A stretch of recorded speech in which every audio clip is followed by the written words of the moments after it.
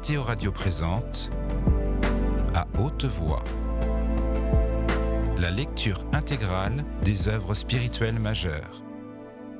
Aujourd'hui, La Divine Comédie de Dante Alighieri.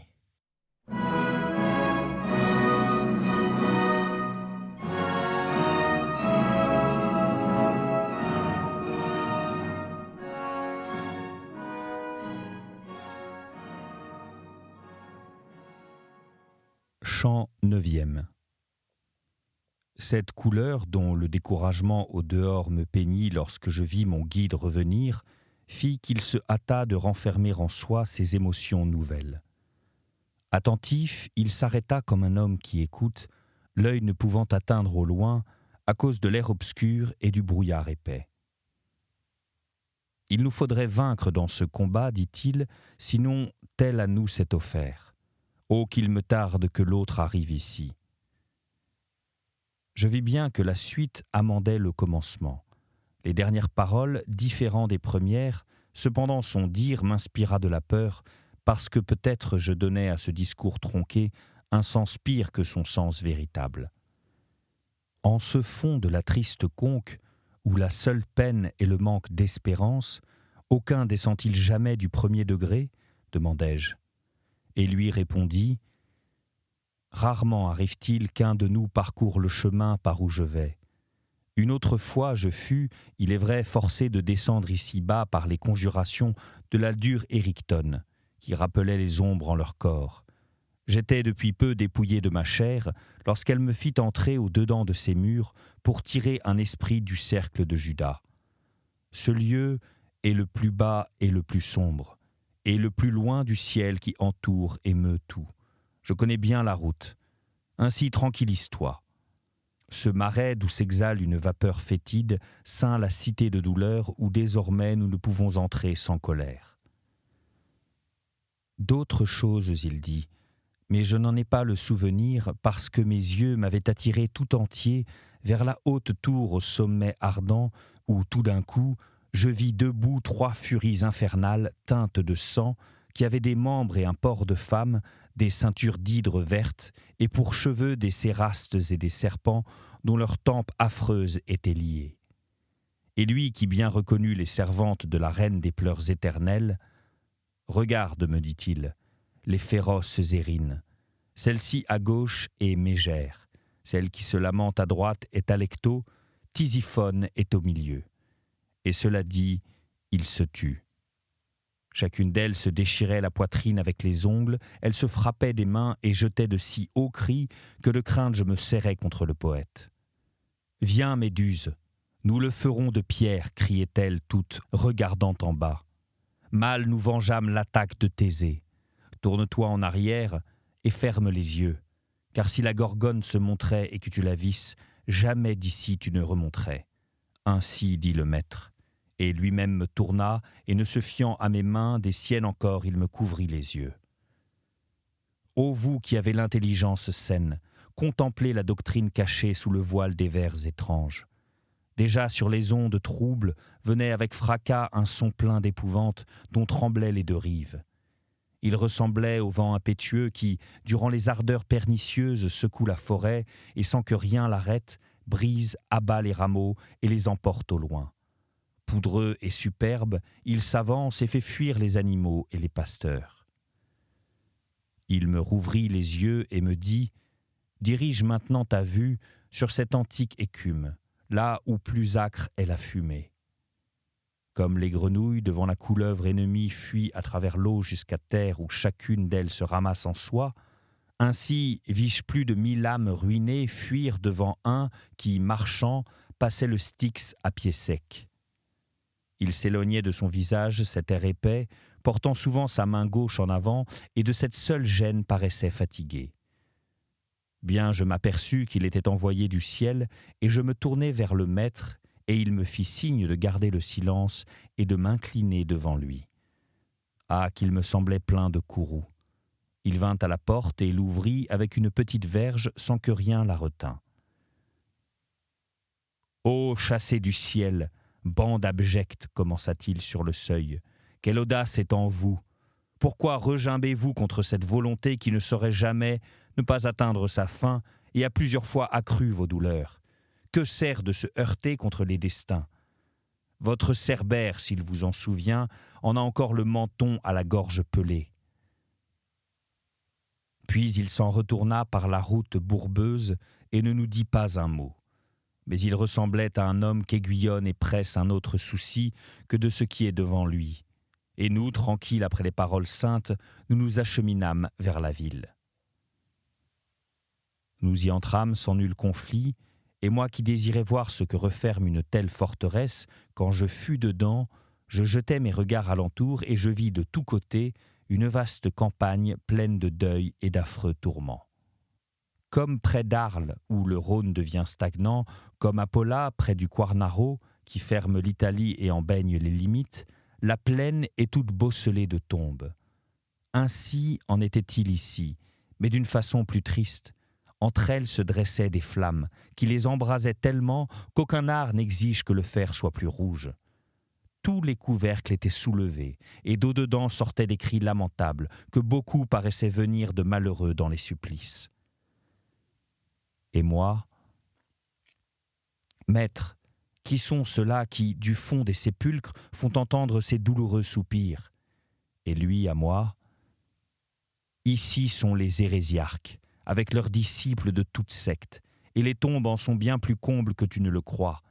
Ici, le semblable est enseveli avec le semblable. Les tombeaux sont plus ou moins brûlants. Et après avoir tourné à main droite, nous passâmes entre les tourmentés et les hautes murailles.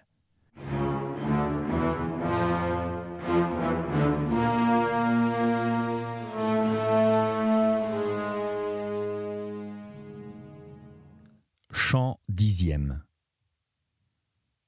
Maintenant, par un étroit sentier, entre le mur de la ville et les tourmentés, va mon maître et moi derrière lui. Ô vertu suprême, dis-je, qui, comme il te plaît, me conduit par les tristes circuits, parle-moi et satisfais mes désirs. La gente qui gît dans les sépulcres, pourrait-on la voir? Tous les couvercles sont levés et nul ne les garde. Et lui à moi, tous seront scellés quand de Josaphat ils reviendront ici avec les corps qu'ils ont laissés là-haut. De ce côté ont leur cimetière avec Épicure tous ces sectateurs qui veulent que l'âme meure avec le corps. Au reste de là, dedans, on satisfera bientôt ta demande, et aussi le désir que tu me tais. Et moi, bon maître, si je ne te découvre pas tout mon cœur, c'est pour être bref, comme déjà auparavant tu m'y as induit. Ô Toscan qui t'en vas, vivant par la cité du feu, ainsi sagement parlant qu'il te plaise t'arrêter en ce lieu. Ton langage montre que tu es né dans cette noble patrie, à laquelle peut-être je fus trop rude. Subitement, cette voix sortit d'une des tombes, de quoi effrayé je me rapprochai un peu de mon guide. Et lui me dit « Que fais-tu? Tourne-toi. Vois là Farinata qui s'est levé. Tu le verras tout entier de la ceinture en haut. » J'avais déjà mes yeux fixés sur les siens, et lui, de la poitrine et du front, se dressait comme s'il eût eu l'enfer à grand mépris. Les mains promptes et hardies du maître me poussèrent vers lui à travers les sépulcres, disant « Que tes paroles soient nettes. » Et quand je fus au pied de sa tombe, Farinata me regarda un peu, puis d'un air hautain me demanda « Qui furent tes ancêtres ?» Moi qui étais d'obéir désireux, je ne les lui cachais point, mais je les nommais tous, sur quoi il éleva un peu les sourcils, puis dit « Cruellement, ils furent mes ennemis, et ceux de mes aïeux et de mon parti. Aussi je les chassai 2 fois. » « S'ils furent chassés, répondis-je, ils revinrent de toutes parts, et l'une et l'autre fois. C'est un art que les vôtres n'apprirent jamais. » Lors, se montrant à découvert, surgit une ombre qui seulement au menton de l'autre atteignait. Elle s'était, je crois, levée sur les genoux. Elle regarda autour, comme désirant voir si un autre était avec moi, et après qu'en elle l'espoir fut entièrement éteint, pleurant, elle dit « Si, à travers cette sombre prison, tu vas par grandeur d'âme, où est mon fils? Pourquoi n'est-il pas avec toi? Et moi, à lui, je ne viens pas de moi-même. Celui qui attend là et que votre Guido eut peut-être à dédain me conduit en ces lieux. Ces paroles et le genre de la peine m'avaient déjà appris le nom de cette ombre, ce pourquoi la réponse fut précise. Soudain, se dressant, il s'écria « N'as-tu pas dit « il eut » Ne vit-il plus ? La douce lumière ne frappe-t-elle plus ses yeux ?» Voyant qu'un peu je tardais à répondre, à la renverse il retomba, et ne parut plus au dehors. Mais cet autre magnanime, à la demande de qui je m'étais arrêté, ne changea point de visage. Sa tête, son corps restèrent immobiles. Et continuant le premier discours, « Qu'ils aient mal appris cet art, dit-il, cela me tourmente plus que cette couche. Mais de la dame qui règne ici, le flambeau ne sera pas rallumé 50 fois, que tu sauras ce que coûte cet art. Et si jamais tu retournes dans le doux monde, dis-moi pourquoi ce peuple en toutes ses lois est si cruel contre les miens. Et moi, à lui, le massacre et le carnage qui rougissent l'Arbia font faire de telles oraisons dans notre temple. Après avoir en soupirant secoué la tête, à cela, dit-il, je ne fus pas seul. Et ce n'eût pas certes été sans cause qu'avec les autres je m'y fusse porté. Mais quand tous consentaient à détruire Florence, seul en face je la défendis. Ah, si jamais les vôtres recouvrent le repos, lui dis-je, levez, je vous prie, le voile dont vous avez enveloppé ma sentence. Car si je l'entends bien, il semble que le présent vous étant caché, vous voyez au-delà de ce que le temps amène avec lui. Nous voyons, dit-il, comme on voit avec une mauvaise vue les choses qui sont au loin, autant que les éclaire le souverain maître. Quand elles s'approchent ou sont déjà, toute notre intelligence s'évanouit. Et si quelque autre ne vient ici nous en instruire, nous ne savons rien de votre état humain. Ainsi tu peux comprendre que pour nous mourra toute connaissance de ce moment où sera fermée la porte de l'avenir. Alors, comme contrit de ma faute, maintenant, dis-je, vous direz à ce tombé que son fils est encore parmi les vivants. Et si tardant de répondre je demeurais muet, faites-lui savoir que ce fut parce que j'étais encore dans l'erreur dont vous m'avez tiré. Déjà mon maître me rappelait, ce pourquoi je priais l'esprit de se hâter de me dire qui était avec lui. Il me dit, « Ici je gis avec plus de 1000. Là-dessous est le second Frédéric et le cardinal. Je me tais des autres. » Puis il s'enfonça, et moi vers l'antique poète je tournais mes pas, repensant aux paroles qui me semblaient menaçantes. Lui se mut, et ainsi allant, il me dit « Pourquoi es-tu si troublé ?» Et moi je satisfis à sa demande « Que ta mémoire conserve ce que tu as entendu contre toi », me commanda ce sage. « Maintenant, regarde ici. » Et il leva le doigt. Quand tu seras devant le doux rayon de celle dont le bel œil voit tout, par elle tu connaîtras le voyage de ta vie. Il tourna ensuite à main gauche, nous laissâmes le mur et vînmes vers le milieu par un sentier qui aboutit à une vallée dont jusque d'en haut l'on sentait la puanteur.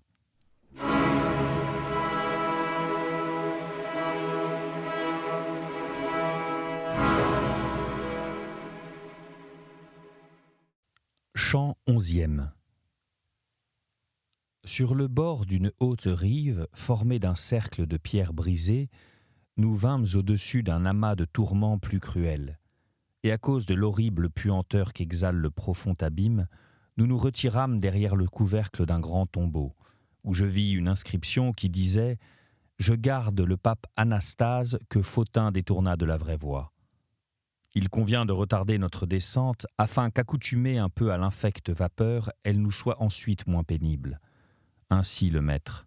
Et moi, trouve, lui dis-je, quelque compensation pour que le temps ne soit pas perdu. Et lui, tu vois que j'y pense, mon fils, dit-il.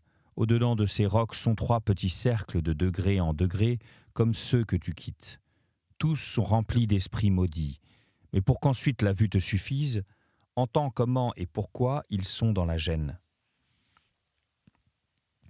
De toute malice qui attire la haine du ciel, la faim et l'injustice, et toute pareille faim offense autrui ou par la force ou par la fraude.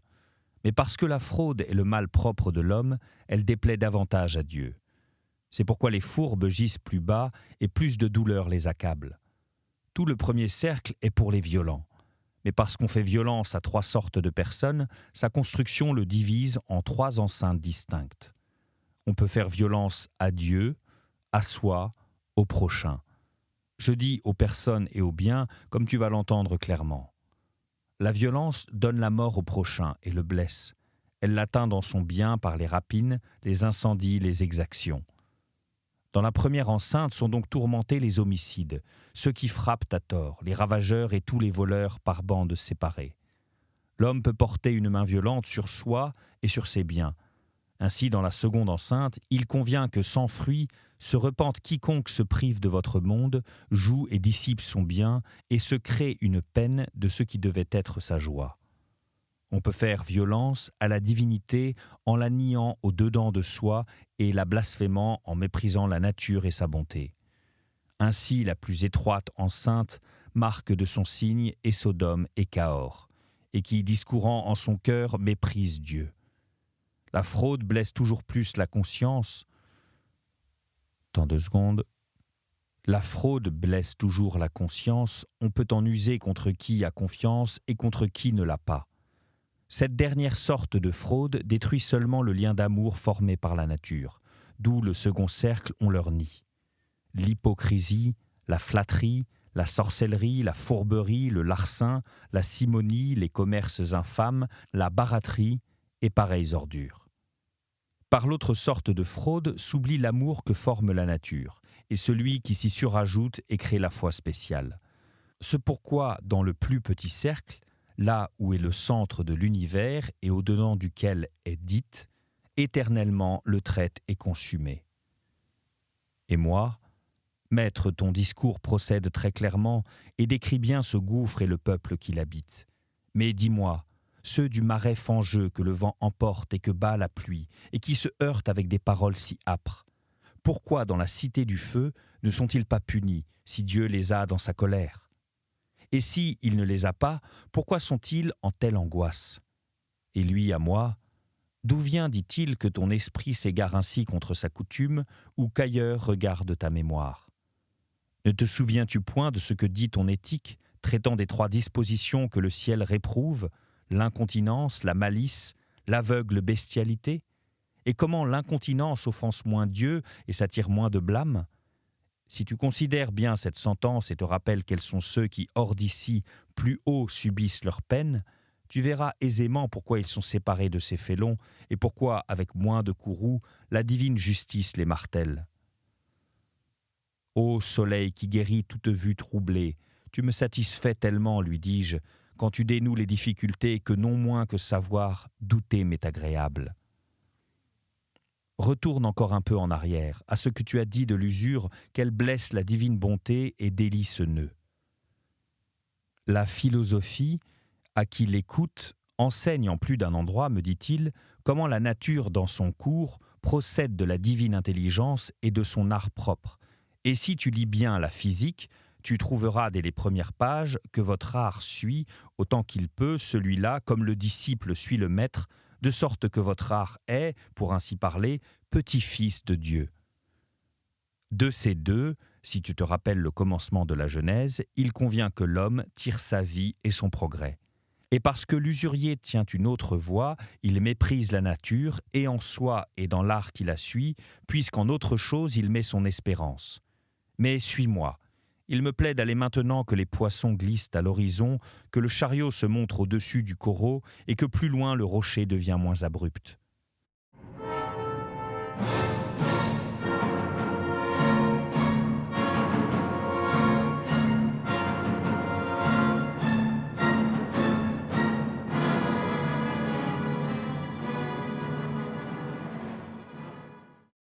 Chant 12e. Le lieu où nous vînmes pour descendre la rive était si âpre qu'il n'est point de vue qu'il ne rebutât à cause de ce que nous y trouvâmes. Telle qu'au-dessus de 30 cette ruine qui frappa de flanc l'Adige, lorsque par un tremblement de terre ou le manque d'appui elle s'écroula, forme du sommet de la montagne jusque dans la plaine où elle roula, un talus de roches, lesquelles ouvrent un chemin à qui serait en haut. Telle était la descente de ce précipice, et sur la pointe abrupte du gouffre gisait l'infamie des Crétois qui fut conçue dans la fausse vache. Lorsqu'il nous vit, il se mordit lui-même, comme dévoré de colère au-dedans. Mon sage guide lui cria. Lorsqu'il nous vit, il se mordit lui-même comme dévoré de colère au-dedans. Mon guide lui cria. Crois-tu peut-être qu'ici soit le roi d'Athènes, qui là-haut dans le monde te mit à mort ? Va-t'en, bête brute, celui-ci ne vient pas instruit par ta sœur, il vient pour voir vos peines. Comme le taureau qui rompt ses liens au moment où il vient de recevoir le coup mortel ne sait où aller, mais ça et là sautille, ainsi vis-je faire le Minotaure. Et le maître prudent cria « Cours au passage, il est bon que tu descendes pendant sa furie. » Et descendant, nous prîmes notre route par cet éboulement de pierre qui souvent roulait sous nos pieds à cause du poids nouveau. Je m'en allais pensif et lui me dit « Tu penses peut-être à ces ruines que garde la colère bestiale que je viens de réprimer. Or je veux que tu saches que lorsque l'autre fois je descendis dans le bas enfer, cette roche n'était pas encore écroulée. Mais si je juge bien, peu avant la venue de celui qui enleva à Dite la grande proie du cercle supérieur, de toutes parts la profonde et sale vallée trembla tellement que je pensais que l'univers sentait l'amour par lequel il en est qui croit que plusieurs fois le monde fut ramené dans le chaos. Et à ce moment, cette vieille roche, ici et ailleurs encore plus, s'écroula. Mais fixe tes regards sur la vallée. Nous approchons du lac de sang où bouillent ceux qui par violence ont nui à autrui. Ô aveugle cupidité, ô folle colère qui tant nous incite pendant la courte vie et ensuite, durant l'éternel, nous plonge en un si affreux bain. Je vis une large fosse qui, comprenant toute la partie plane, se contournait en arc comme me l'avait dit mon guide. Entre elle et le pied de la ravine couraient à la file des centaures armés de flèches, comme s'ils avaient coutume d'aller à la chasse dans le monde. Nous voyant descendre, chacun d'eux s'arrêta, et de la bande, 3 se détachèrent avec des arcs et des petits dards éprouvés. Et l'un d'eux cria de loin « À quel supplice venez-vous, vous qui descendez la côte ? Parlez d'où vous êtes, sinon je tire l'arc. » Mon maître dit « Nous répondrons de près à Chiron. Pour ton malheur, ton vouloir fut toujours prompt. » Puis, me touchant, il dit « Celui-ci est Nessus, qui mourut pour la belle Déjanire. » et se vengea lui-même, et celui du milieu qui regarde sa poitrine est le grand Chiron, le nourricier d'Achille, et cet autre est Pholas, qui fut si plein de colère. Autour de l'étang, par milliers, ils vont, lançant des flèches contre toute ombre qui se soulève au-dessus du sang, plus que ne le permet sa faute. Nous nous approchâmes de ces animaux agiles, Chiron prit un trait, et avec la coche il repoussa sa barbe des mâchoires. Lorsqu'il eut découvert sa large bouche, il dit à ses compagnons « Remarquez-vous que celui d'arrière meut ce qu'il touche ? Ainsi n'ont pas coutume de faire les pieds des morts. » Et le bon maître, qui déjà près de sa poitrine, où se joignent les 2 formes, répondit « Bien est-il vivant, et ainsi seul je dois lui montrer la sombre vallée. La nécessité l'y conduit, non le plaisir. » Tel suspendit ses chants d'Alléluia pour venir me commettre cet office nouveau. Il n'est point un larron, ni moi une âme noire. Mais par cette vertu par qui mes pieds se meuvent sur une route si âpre, donne-nous un des tiens qui, nous accompagnant, nous montre le gué et porte en croupe celui-ci, qui n'est pas un esprit qui aille par les airs. Chiron, se tournant à droite, dit à Nessus, « Retourne et guide-les, et si une autre bande vous arrête, écarte-la. » Lors, avec l'escorte fidèle, nous suivîmes les bords de la rouge fosse bouillante, où les brûlés poussaient de grands cris. J'envie d'enfoncer jusqu'aux sourcils, et le grand centaure dit « Ce sont les tyrans qui s'assouvissent de pillage et de sang. Ici se pleurent les ravages accomplis sans pitié. Ici sont Alexandre et le cruel Denis, à qui la Sicile dut des années douloureuses, et ce front au poil si noir est Azzolino. Et cet autre blond est Obiso d'Esti, qui vraiment fut là-haut dans le monde tué par son fils. » Alors je me tournai vers le poète qui dit « Que celui-ci maintenant te soit le premier, et moi le second. » Un peu plus loin, le centaure fixa ses regards sur quelques-uns qui, jusqu'à la gorge, paraissaient sortir de ce sang bouillant. il nous montra une ombre seule à l'écart, disant « Celui-ci, dans le sein même de Dieu, perça le cœur que sur la Tamise on honore encore. Puis j'en vis qui, au-dessus de l'étang, levaient la tête, et d'autres tout le buste, et de ceux-ci j'en reconnus beaucoup. Ainsi, de plus en plus baissait ce sang, jusqu'à ne couvrir que les pieds, et ce fut là que nous passâmes le lac. Comme de ce côté tu as vu du sang diminuer toujours, dit le centaure, je veux que tu croies que de cet autre côté, le fond se creuse de plus en plus, pour rejoindre l'endroit où il convient que la tyrannie gémisse. De ce côté, la divine justice poinçait Attila, qui fut le fléau de la terre, et Pyrrhus et Sextus, et trait éternellement les larmes qu'éternellement renouvelle la brûlante douleur en régnier de Cornetto et régnier Pazzo qui tant infestèrent les chemins. Puis, se retournant, il repassa le gué. C'était À haute voix, une émission de KTO Radio. Aujourd'hui, La Divine Comédie de Dante Alighieri. Lecture, Fitzgerald Berton. Captation et réalisation, Gustave Schlicht et Thibaut Dagalier. Une émission disponible en podcast sur ktoradio.com et sur l'application KTO Radio.